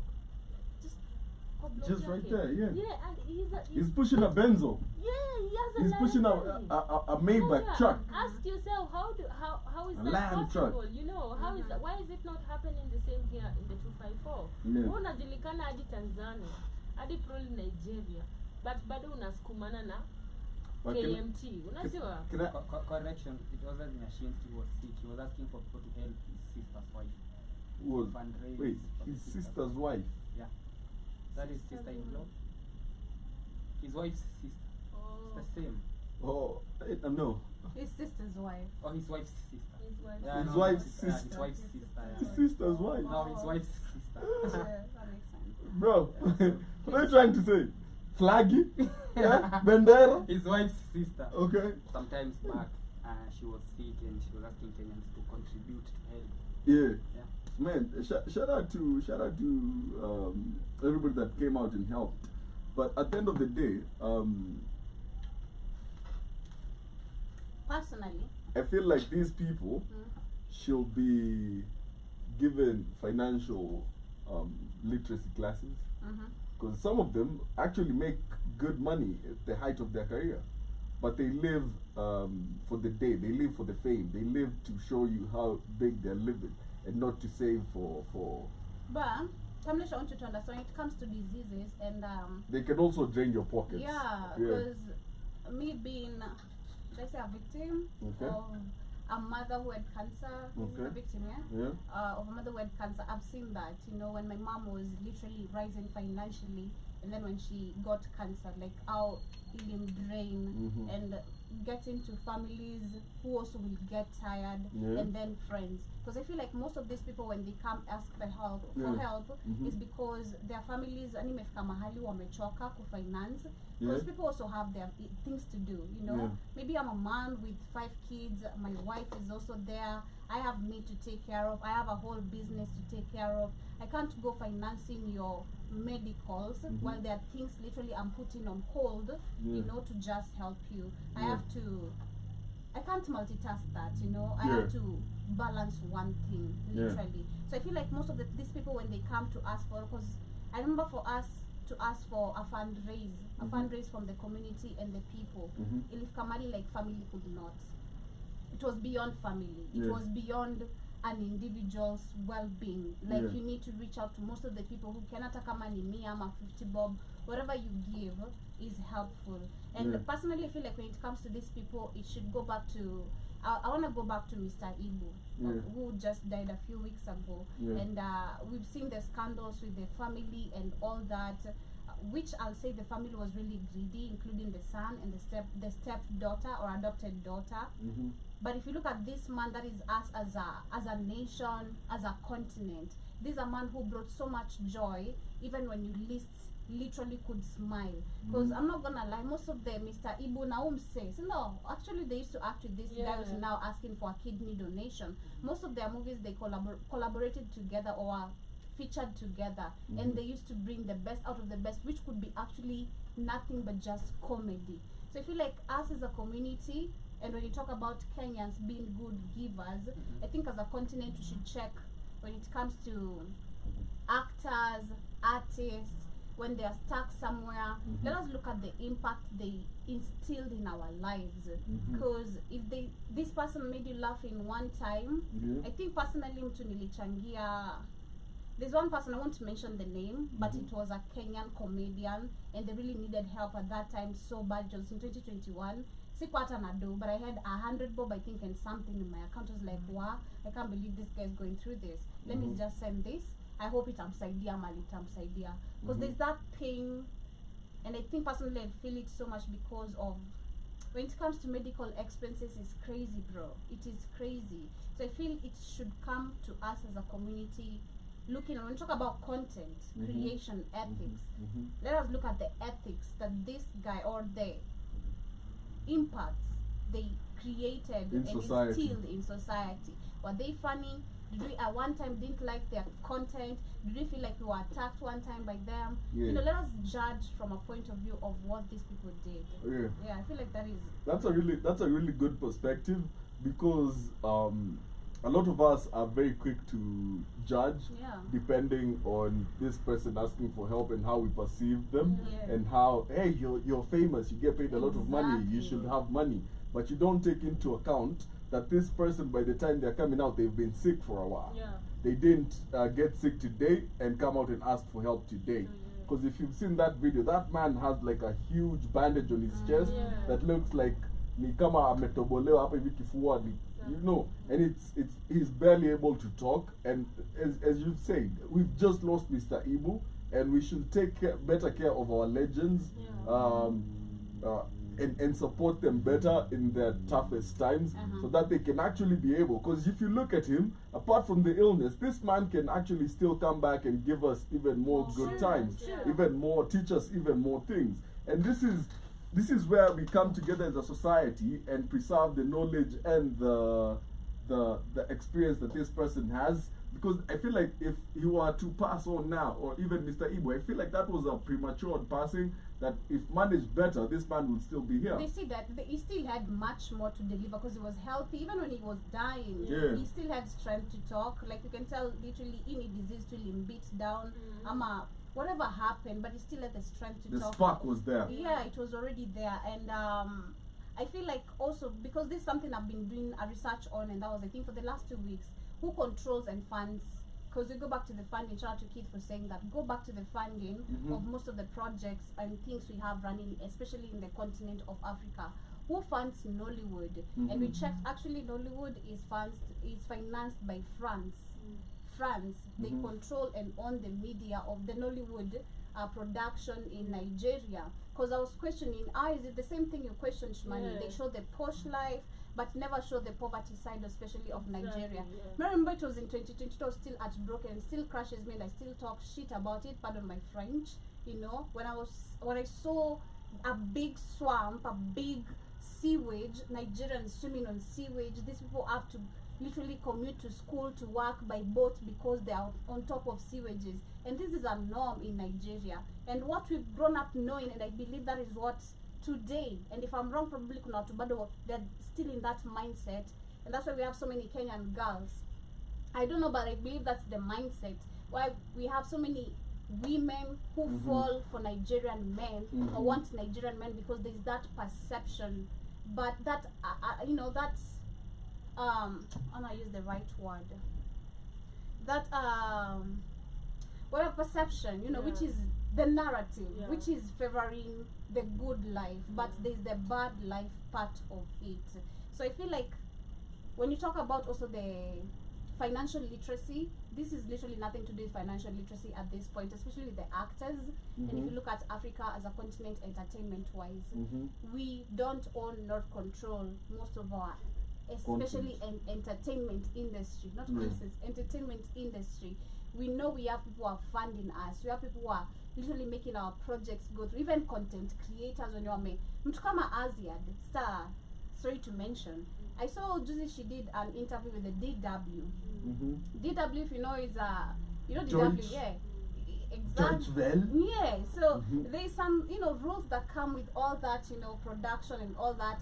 Behind the funds you're getting, kuna vitu you have to act accordingly to how they want you to be presented out there. Kuna, so I feel like when you talk about the actors and the financial literacy, it has nothing to do with them but the management, the finance of the funders of the production of Nollywood, and also to them, and also if you talk about them, I feel that is why we need to go back to how much do they get, how much are they paid, because the same thing we've seen with our artists, literally the whole of Africa or majority, or even in the US, we assume most of the Nollywood, Hollywood, or perfect example is Tara GP.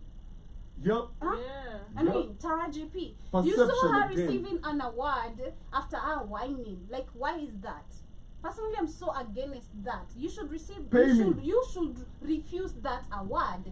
Pay me first. No, but wait, before you continue, let me tell you why she can't refuse the award. Because her talent and hard work got her the award. No matter the fact that she was underpaid for her work, okay, this is us as a people or the whatever community recognizing her talents as an actress. What's the movie again, family? What's the latest movie? Have you seen the latest movie that is shaming the black man that she is featured in? What's the name of the movie? I don't know the name of the movie. Is That a is movie featured that is shaming, I think, the black society, the black man in yako na Hailey Bailey yako. Yeah. This latest movie, Hailey Bailey, Tara GP is there. have you ever felt like they just change a word like Hailey Bailey from Halle Berry and then they just give you a newer version of Personally, Kid did a whole show on that. I didn't literally check the whole thing, but he said personally for him he was disgusted, and I'm also disgusted personally. My point of view of Tara GP Henson? receiving the all award, personally was not in supportive of it, because I've said, and looking at Monica's interview, Monica, remember Monica? Yeah. Looking at Monica's interview, then you see Tara GP and you see all these complaints that have been there of black society being underpaid despite their talent, making, platforms, yeah, exactly, gatekeepers and all that. I feel like understanding this is something you've been battling with for quite a long time. You should actually stand up and say no. There's another group, I think it's the TLC, if I'm not wrong, the group. There's a time they were receiving an award and they came and they said, yo, we're receiving awards for what we've done. You may think we're making numbers, but we're broke. Exactly. We are broke, we're really, really broke. And I believe that is what most of our people, and when you talk about us creating actually a black media, black production, those are some of the things we should address and face, and we should not be scared and receive awards just because we still want to remain in the same narrative. Because I feel like that is what Taraji is doing. And she wants to remain relevant to Hollywood. Yeah, I feel like she's been threatened, because we have Oprah, we have the gatekeepers. The Don't name gatekeeper, them. We have the gatekeepers. I mean, so that's what I'm saying. So we have to go back to the funding, the management of the funds. How much are they receiving? Because again, understand our artists, the management. Umepanda flight imelipiwaje? Umeingia kwa hii Airbnb imelipiwaje? You're eating this amount of food which you don't know how expensive it is. Umelipiwaje? There's a lot of expenses that comes with you being a celebrity or being featured on any star shit. Be conscious of it before signing the deals. That's just my pitch on that. And just as Joby said, make sure as you're signing these things, don't sign any document before you've had legal advice. The color purple. Thank you, Keith. Yeah, it's the color purple. Yeah. Oh man, I haven't seen that. I haven't had time to actually get into any movies lately. But apart from all that, don't sign anything until you've had legal advice. Don't let any document that you're privy to be... What? Don't let any document... This is what I'm talking about, you know? When you have to fit in the narrative, Exactly. Ah man. you know? Ah man. Even if it means destroying your name, your body, you know, fit in the narrative, you know, secure the bag. Type of Standing on shit. business. Standing on business type of shit. No, that is not standing on business. No. Yo. Let's not misput your name. No. Camlin stands on business. That is not standing on business. That is standing on ass cheeks. Okay, that is standing on bipolar pills. Have to be anchor, man. Man, like acha nikwambie. Kama kuna msichana ameexploitiwa Bianca. kwa hii industry. Hey, Bianca. Huyu msichana ametembezwa uchi, Mbaya. amefanyiwa sijui nini. Reputation, bro. I, Guys, can you solve us? fast on Analishwa vizuri. kulishwa nini? Kulishwa. Have you ever met a white woman that can cook? Kamle's short color was Kanye's clothes. Black. Oh, I was not focused on the other thing. I was looking at one of my heroes being destroyed in public. You know, because let me tell you all something. To the young people, you all might be looking at Kanye now and going crazy. Let me tell you, when he was dropping Jesus Walks, okay, when he was dropping College Dropout, this man was different. This man was actually speaking from the soul. You could hear it. When he was dropping Through the Wire, you know, this man it came from somewhere. There was a why to why he was doing it. There was a why to his everything. But to Batman said it, or is it the detective from Batman? You either die a hero or you live long enough to see yourself become the villain of your own story. there was that. I I remember the quote. Yeah, you either die a hero or you live long enough to see yourself become a villain. And this is what we see happening to this man right here. And this is what we see society turning. Do you think he should leave the stage? Of course. Look, it's always good to know when to walk out. Knowing when to walk out and knowing when to say no to something is as good as knowing what to do with your life. Knowing when to say no. Sema no. A good dancer knows when to leave the stage. The stage, exactly. You get. Don't stay too long. Nyashinski aliwaambia nini? Kama singeenda mngekuwa mnanifanyia chenye mnafanyia mapioneer. So, but he stayed too long. I mean, you have the bag. What are you chasing now? Go out there and, I mean, we've seen artists that actually make music for when they want to make music. That's why I like a dot like that. This man just makes music when he feels like it. And you shouldn't let people run your life to the extent where you feel like you can't leave the stage when you don't feel inspired anymore. Take sabbaticals. Shout out to Andre 3000. For how many years did we beg Andre to come back? But he never did. Because he never felt like there was anything he could add to the industry.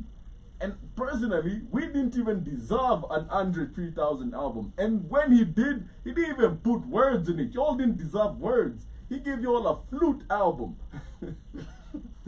He gave you all a flute album and it went platinum. Okay? Because y'all don't deserve words from Andre 3000. What you gonna get? I'm sorry, Miss Jackson? Nah, y'all can't. Actually, Kwambie, if waka release Miss Jackson today, it wouldn't be a hit song. If, like, of course we know Miss Jackson from the day, it's a hit song. But if it was released today, trust me, I hear the beat Lil Pump. Or who's relevant now? Among, I don't know. No Uzi, bro. Hey, Lil Pump hata hajatoa ngoma sijui since Pia when. watu wako. Lil Baby. Check. You ni talanta, by the way. Watu wangu wa gani? Sexy Red. How? Wewe, mzee. Hasa No. watu wangu. No, not my people, bro. Big Lado. Big Laro, you know what I'm talking about? You know, with the good knees. Yeah. Summer Walker that, you know, Caesar in it. Yeah. Those ones are good talents. Ruby Rose in it. You know. How's Hey. See? My money out there. Chris Sean in it. Who? Chris Sean in it. Who's that? Blueface baby mama. Check it. No, never. Touch on your face. Sijaisikia huyo dem kitu. Hata sijaisikia ngoma yake moja. Utai? Never. Mr. Take you back. Take her to you. I don't know. She has music. She's a rapper, I apparently. no offense. Say, "Oh, Blueface. Na, na, na." So After she popped her baby. you're literally dissing your baby daddy. You incubated this man's seed for 9 months and then came out with a diss track. Check your life. And then What went the and heck? tattooed her face after this. After the diss track, check your life. Okay?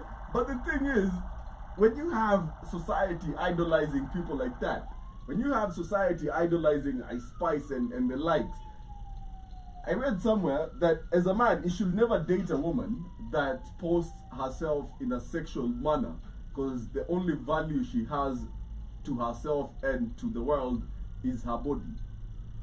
You know, like unapata dem amepost haga fast, like all her photos, you know, when you're taking photos kuna middle ground, foreground na background. Uso ndio kwa background.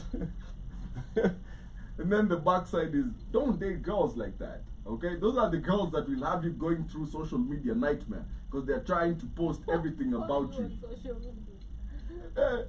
Kwani tunaongelea?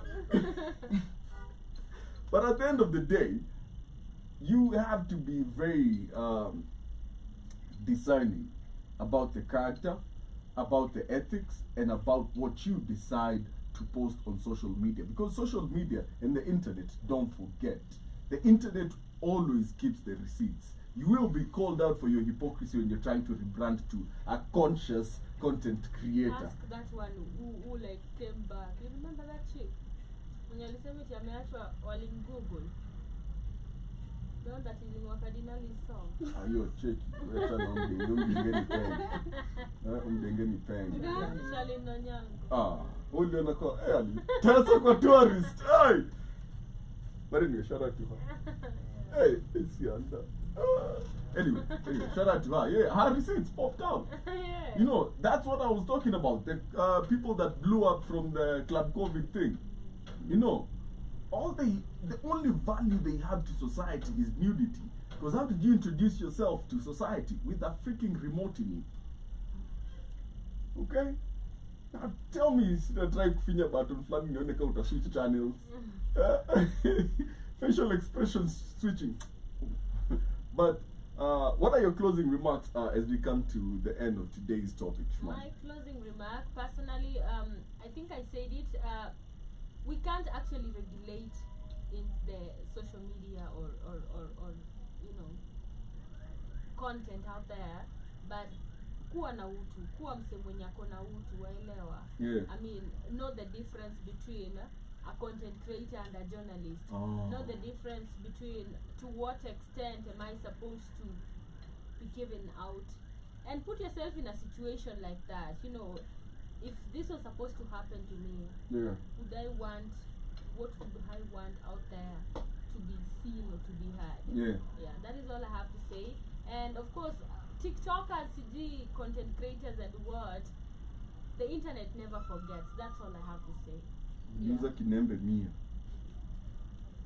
We've crossed the line. We are not going back. That is the new journalism for you. That is the new media for you. It is going to be crazier. Actually, it is going to get crazier than that. The only thing you can do is check on what you consume, because you are what you consume. Yeah. And in most cases, what you consume is what you want to consume. You look at YouTube, it is going to give you an algorithm of what you consume. Yeah. You look at TikTok, it's going to give you an algorithm of what you consume. You look at Instagram, the same. So if your TikTok is people selling, then it is who you are. It reflects on you, you know. You're a buyer. Yeah, and they say if you look at yourself in the mirror and you realize you ugly, you don't break the mirror, you fix yourself. So you need to fix yourself, look at what you are consuming, because that is how the media landscape is going to be now that everybody is a media practitioner, now that everybody is a media house. Yeah. Joby? Well, for me, I'll say that we should go back to the etiquette we used to have as a society, as people, especially as Africans. I believe there's too much westernization that is catching up with us, and which is being inhumane. Mhm. Well, that is what I mean by westernization, Mhm. being inhumane. Because a long time ago, and I was giving an example yesterday of where even on comment section, leave alone even having smartphones now on everyone's face. Mhm. Going under a comment section was something literally caution yourself, like, hey, do I really want to be seen on under the comment section? Mhm. Do I really want someone who knows me to see that I really commented like this? You see, Mhm. we used to think out loud but not put it outside here. Yeah. I feel like right now people are thinking out loud, putting it out on the comments. And hoping that it's seen. Yeah, hoping that it's seen, and people are looking for numbers, like I said, monetization in every way. I understand the lack of employment in Africa, but don't become unreasonable person in the society. You know, someone who's just all about themselves, not about what, you know, who you're putting your camera on, what they're feeling. Because, example, going to Chira's grandma, at how are you feeling? I know. That is so disrespectful. That is so disrespectful. And you know, where is the respect you used to have also for the adults? Elders. You know, for Yeah. our elders. It is crazy. And personally, I believe this is, you know, we need to go back to our true selves. You know, stop trying to act like some white people. You know, stop acting like you don't care about what people think that you're putting outside there. Because there are people who are conscious. As much as you go to your page, check what is trending. Not everyone is pleased, like you said. Not everyone also will not be pleased to see what you're putting outside there. Yeah. But try at least value the majority. Think about the majority. Think about your own parents. Are they proud of you? Yeah. You know, because majority of those who are doing this is young people. So you think about yourself, your future self, and do what is right. That is just all I'm saying. Stop destroying careers. Stop destroying journalism, because we do have professions. We do have people are doing this under passion, you know, because they have passion for it. And we put people like you, we don't need them. It's Yeah. a work. Yeah. Yeah. Shout out to Keith. He says in regards to the Andre, no Kavlish, he has social anxiety. That's why he left the business. That's really good. Do what makes you happy. You know, if you're experiencing social anxiety and you're in the business, you don't have to stay in that business. Get out of it. Do something else. And he also says Andre left millions on the table because he couldn't be around people anymore.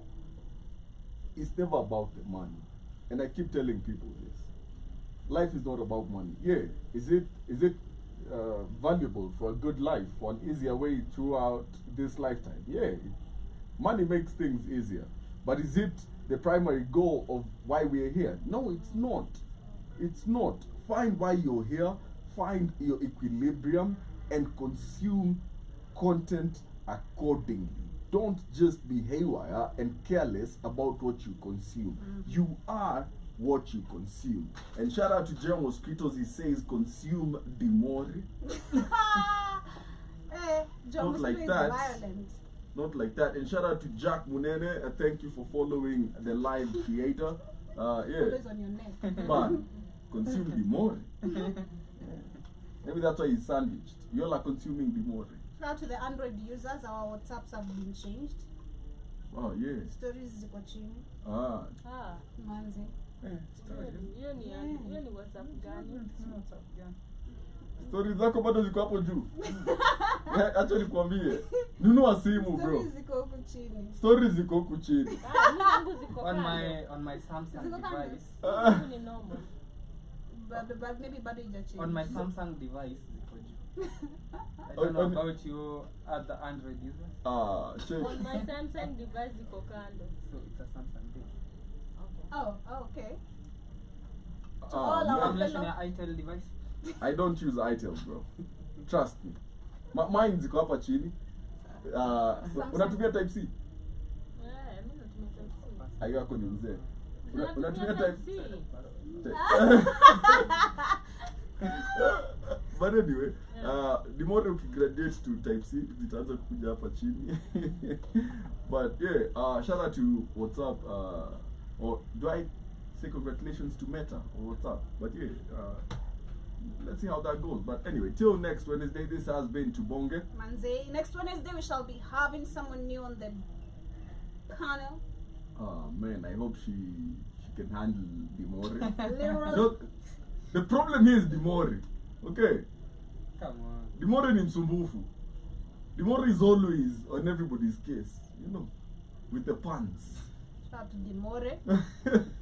And shout out, what was your friend's name? Brita! No, my friend. Shout out to Yo, we enemies You're in gonna that say beef. one block. Well, me unblocked Elena beef, bro. yo. You know, she mentioned me, then You want the unblocked me. You want the smoke? At Happy New Year, by the way, shout out to everyone who left with my debt. I didn't owe you. Yo, watch your Brita, mouth. Brita. And I told you to come face me. Anataka beef na umezoea regular steak. Nakuuliza eti ameiva. Ameiva, by the way, Wala. no cap, man. Like She define hot. define your kuiva. She's melanin cute, man. Whose side are you on?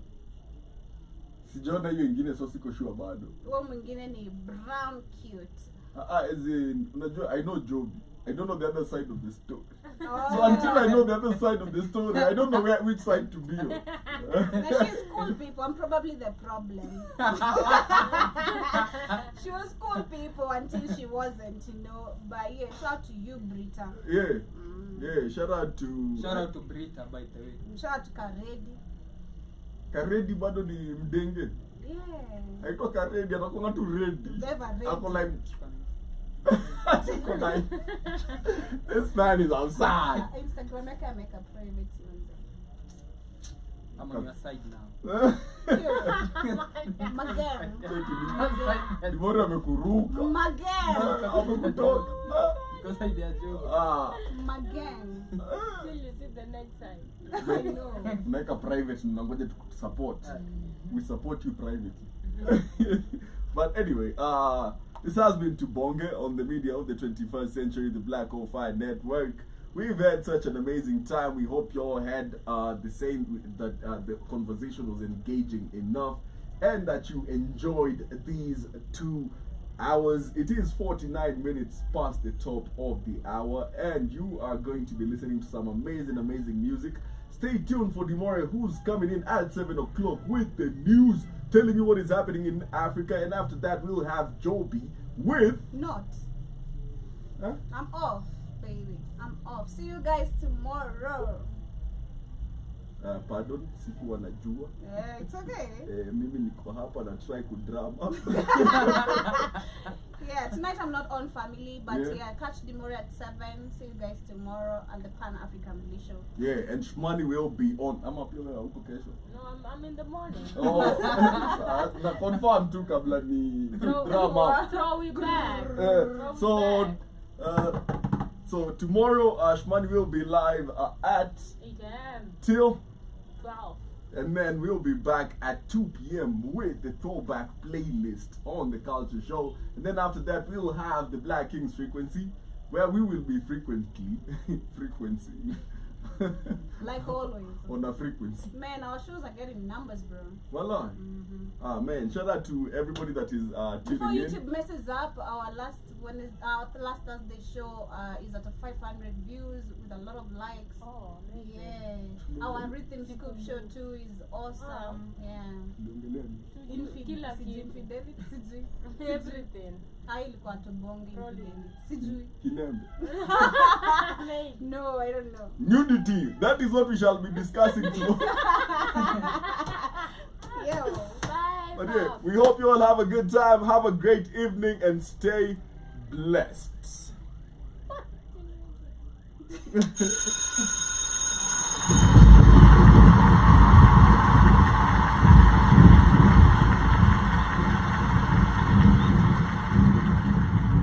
You might get trapped in love, big city lights, so bright. People here hustle day and night. We don't live no lie, we all